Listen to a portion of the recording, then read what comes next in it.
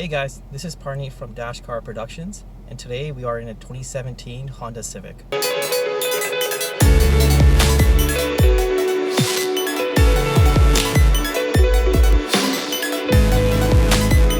So in my family, we've always had a Honda Civic. Our first Honda Civic we had was in 1991. It was a Honda Civic hatchback, which we had for about 10 years. It was a great car. That's where my mom dropped me off to school or to hockey practice. Then we later upgraded to the 8th gen Honda Civic around 2006. That was a coupe in blue, and that was a great car. That car lasted us for 10-11 years, and unfortunately got in the accident and got written off, and that's when we upgraded to this car here. Let's talk about the interior of this car. It's a big upgrade compared to the last generations. The previous gen had a lot of plastic. Everything you touched was plastic, and in this car here, there's a lot more softer material around, a little more cloth. There's nice lines, there's nice angles, there's different materials, which make it a really nice place to be. It's definitely a lot better than the last generations. Now, regarding the infotainment system, at first it's really confusing. You have to hit the source button to change from AM to FM, and then connecting your phone is really confusing. There's a bit of a delay. There's also no knob to change the volume. Luckily, there is a buttons on the steering wheel where you can adjust the volume.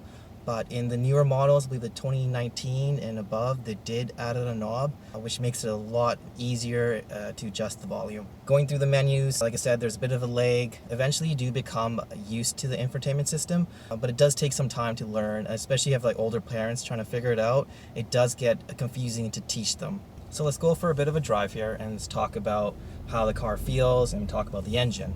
The engine in this car has about 158 horsepower and about 139 pound-feet of torque. That may not seem like a lot of power, but for commuting from A to B, traveling around the city or even going the highway, is plenty of power. So driving this car, it does have the CVT transmission. It's actually very smooth. I know a lot of people just hate it because when you floor it, it holds a certain RPM, and that doesn't feel very intuitive. It feels a bit rubber band, what a lot of people describe it as, but it still gets going. Like downshifts, good power.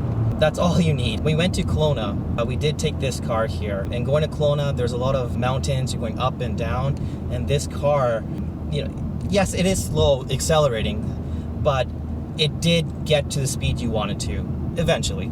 As the car is accelerating, picking up speed, it's not struggling. The engine is not struggling. It just takes a little time for it to get to the speed you want. When you want to pass someone, you put some gas in it, downshifts, and eventually you'll get to enough speed to pass the car in front of you. Now the steering wheel, it is very direct, but because it's electric power steering, you feel nothing. Especially in this car, you don't feel any of the roads. It's completely numb. Having said that, it's very direct. Small inputs really rotate the car very quickly. And comparing it to my WRX, the steering in this car is actually faster, and the seating position is a lot lower than my WRX. So it does make it kind of a sporty car, believe it or not. So overall, this is a very smooth car. The inputs are very smooth, the engine accelerates very smooth. If you need to take the family for a long trip, there's plenty of space in the back, plenty of space in the trunk. You fit a lot of stuff. If you're taking kids or you have elderly parents in the car, it doesn't get anyone upset, doesn't make the baby cry. It's a very good car. You don't need a faster car. You don't need to take turns super fast. Oh my god.